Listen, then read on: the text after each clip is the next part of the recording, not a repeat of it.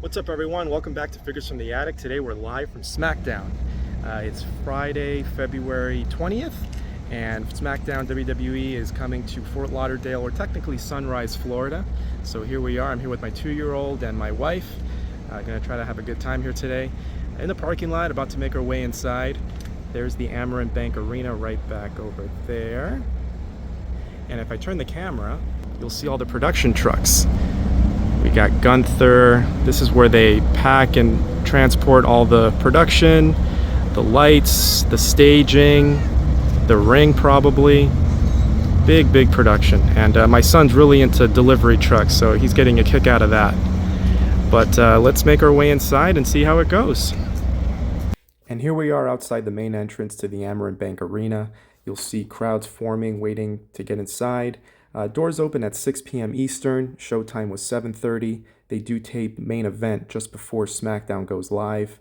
We'd like to get there a little bit early just to get ourselves situated as we make our way through the inside of the arena.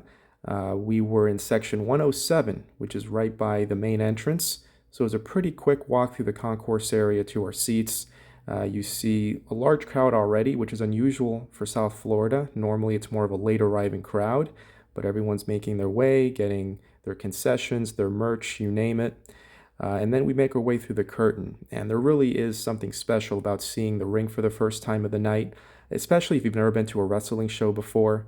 That's an awesome sight. And a lot of people say the ring looks smaller in person than it does on TV, but that's for you to decide. We did get popcorn. There's nothing like a freshly popped batch of popcorn. It was $10 though, but it is what it is. And this is the crowd just before main event was set to start. As you can see again, lots of people already, very unusual for this region, and good on them, they were there on time.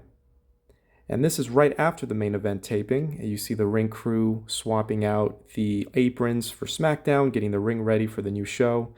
Joe Tessitore making his way to the commentary table. He would do commentary with Wade Barrett. They both got their own individual entrances, which was fun.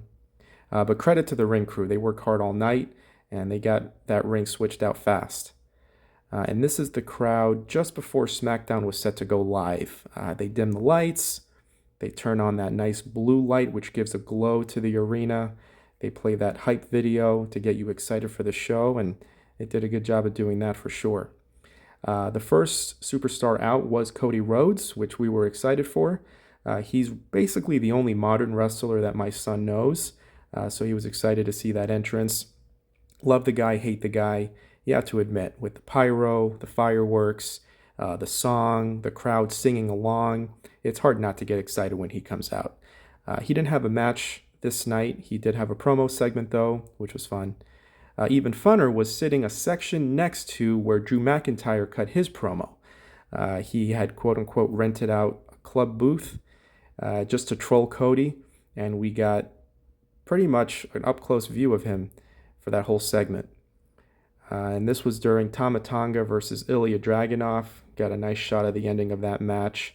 Good fun match. Love Ilya. Love the war paint on Tama Tonga. That was fun. And here he hits a devastating maneuver.